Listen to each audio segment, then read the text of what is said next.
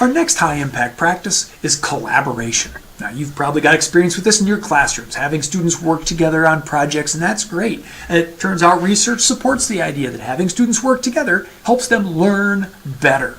So, we'll talk briefly about collaboration, how it's more than just cooperation. We'll talk about some obstacles to collaboration, and we'll talk about some little things you can do to overcome the obstacles to effective collaboration. First, remember, collaboration isn't just cooperative learning. It's not just, giving students a big project and saying, you do this part, you do this part, you do this part, and then we'll all submit our work at the end. It's not separate that way. It's not divvying up tasks. It's having students actually work and solve problems in the company of others, in each other's company. Real collaboration involves sharpening our understanding by listening to other people. Okay, now check that out. Here comes our higher level thinking. When you collaborate, it's not just what you're thinking. You've got to listen to others, make sense of others' perspectives, evaluate which contributions are more useful and how to balance them into a new product that's synthesized from everything you've done. Listen to all the higher level thinking there. Collaboration inherently involves higher level thinking skills. That's why it's a high impact practice, improving learning by practicing that sort of evaluation and synthesis.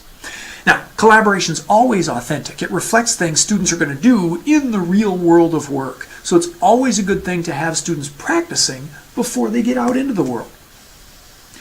If you've done collaborative projects in class, you know there are some obstacles to it, just like there are at work. Scheduling is always a challenge. Think about at work, how hard it is to schedule a meeting when everybody can get together. Students, too, have different class schedules, different work schedules. Even if they're in the same cohort, they have different things going on in their lives. Scheduling can get in the way. Technical difficulties. Someone has a different brand of computer, Mac versus PC, or someone's computer breaks down, or your PowerPoint disappears, or someone's got low bandwidth. All sorts of technical difficulties need to be overcome to make collaboration work. Communication difficulties, not just the technological, but the interpersonal. Early first-year students communicating with each other, they may not be used to effective group communication, or they may not be used to taking constructive criticism constructively. They may feel intimidated by that sort of criticism. People need to practice that, learn how to communicate within groups. Authenticity, sometimes, students, like a non-trad student who's been out in the world of work, they come to the class, they feel like they know about collaboration, they feel like they're being asked to do some group project just for the sake of grouping. They're like, geez, I know how to do this. Couldn't I just write my own paper? You want to make sure that your collaborative activities are there for a reason. And assessment, that can get in the way because students aren't sure, hey, am I being evaluated on my own efforts? Am I going to get a group grade no matter how much effort I make? That can get in the way of positive collaboration. These are all obstacles that you as an instructor need to plan for, anticipate, and find ways to deal with so students still have a positive experience. Now, some things you can do to overcome some of those obstacles. One, establish your team expectations. Either you can set them or you can say to students as you group up, you need to establish these protocols at the start. How are we going to communicate? How often are we going to communicate? Decision making. Are we going to do majority vote? Do we require consensus on everything? What things do require consensus? Decision making. Be prepared for that.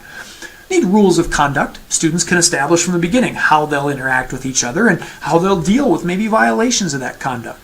And conflict resolution. Inevitably, groups are going to have different opinions, so you want to have clear from the start how we're going to deal with conflict within groups.